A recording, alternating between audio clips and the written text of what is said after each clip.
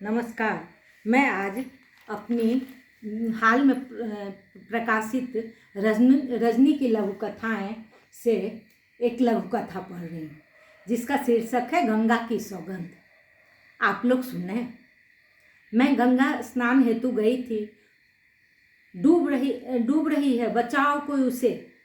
आवाज़ सुन ध्यान गया तो एक लड़की बहे जा रही थी नदी की धारा में। बहुत बहाव तीव्र था। करीब 20-22 साल का लड़का कूदकर उस अनजान लड़की को बचाकर किनारे ले आया। मैं स्नान करना भूल उसे बचाने के लिए उपचार में लग गई। प्राथमिक उपचार के बाद होश में आने के बाद मर्मस्पर्शी कथा सुन वहाँ उपस्थित सबकी आंखें भर गई। उसने कहा कि मेरा नाम राधा है, 5 साल से सहपाठी रोहन से प्रेम करती थी।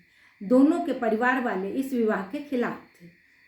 रोहन ने कहा कि भाग कर विवाह कर लेते हैं, विवाह के बाद मान ही जाएंगे, वरना मेरी शादी किसी और के संग हो जाएगी। मैं रोहन के बिना जीने की कल्पना भी नहीं कर सकती थी, अतः उसके संग भाग गई।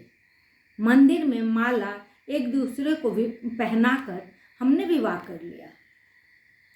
कुछ दिन तो सब ठीक रहा। उसके बाद वो अपने दोस्तों के संग घर आता था। अजीब दोस्त हुआ करते थे, हबसी जैसे। मैंने रोहन से कहा कि ऐसे दोस्त को घर में मत लाया करो।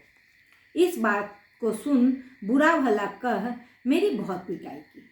अब रोज कलह कर मारपीट करना सामान्य बात हो गई थी उसके लिए।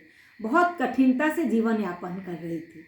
एक दिन रात में सो रही थी कि महसूस हुआ कि कुछ रेंग रहा है शरीर पर। कुछ समझ पाती कि भेड़ियों की तरह 5-6 लोग टूट पड़े थे।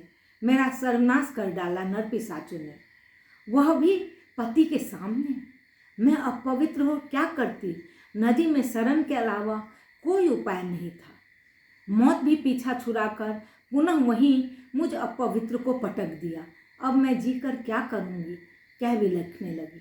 अचानक रक्षा करने वाला युवक आकर कहा, आप पावन हैं गंगा की तरह दीदी, आप मेरे संग चलिए। गंगा की सौगंध खाकर कहता हूँ, आज से आपका भाई सदा आपके संग रहेगा। धन्यवाद।